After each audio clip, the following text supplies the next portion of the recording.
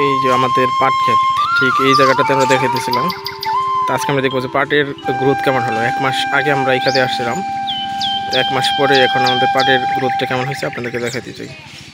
চলুন আমরা দেখে নিই। ছোট ভাই এই জানলাতে কিন্তু গাছটাই করে দিতেছিল। তারপরে হচ্ছে পাট এখন এই পজিশনে চলে আসছে।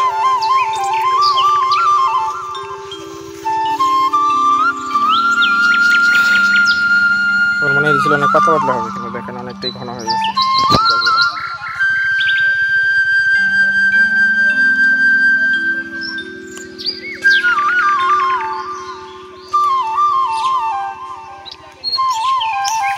ঘন পাট দেখে তখন আব্বা কিন্তু উঠাই দিতেছিল। আমি ভাবতেছিলাম যে পাতলা হয়ে গেছে বা এসে একটা কৃষক সে বুঝতে পারে আসলে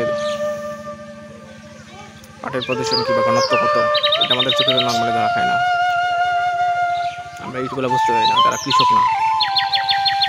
ঠিক এখন থেকে 1 মাসে পাটের গ্রোথ এই লেভেলে চলে আসছে, অনেক লম্বা হয়ে গেছে।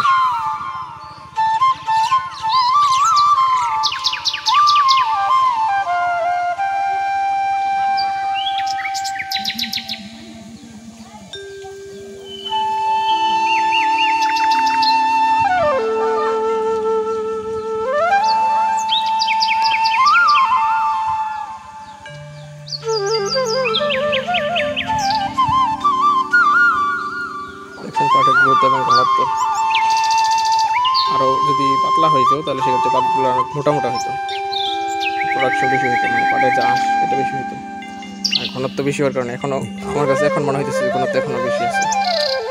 ঘনত্ব বেশি হলে পাটগুলো বেশি মোটা হয় না।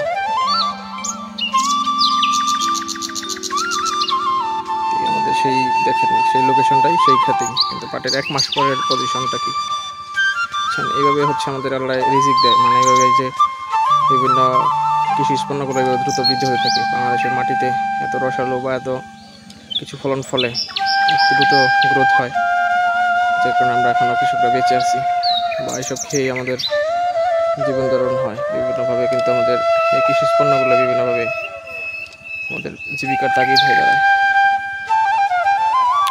এগুলো আসলে মূলত আল্লাহর রহমত। আল্লাহর রহমতের এই একটা যে নিদর্শন আপনাকে দেখিয়ে আজকে ভিডিও এখানে শেষ করছি। সকলে ভালো থাকুন, আর যারা মুসলিম ধর্মের আছেন তাদেরকে বলবো আল্লাহর ইবাদত করুন। আল্লাহর মানে ওনার ইচ্ছাতেই কিন্তু আমরা যে এইগুলোর সুফলগুলো ভোগ করতে পারি। যদি আমাদের মাটিতে যদি মরুভূমির মতো খড়খড়া মাটি দিত, রস যদি না দিত, সেক্ষেত্রে কিন্তু এই ধরনের উদ্ভিদগুলো হতো না। আসলে আল্লাহ আমাদের কত নিয়ামতের মধ্য দিয়ে বাঁচিয়ে রাখছে, এটা আসলে এগুলো দেখলেই বোঝা যায়। সকলে ভালো থাকুন, আল্লাহ হাফেজ।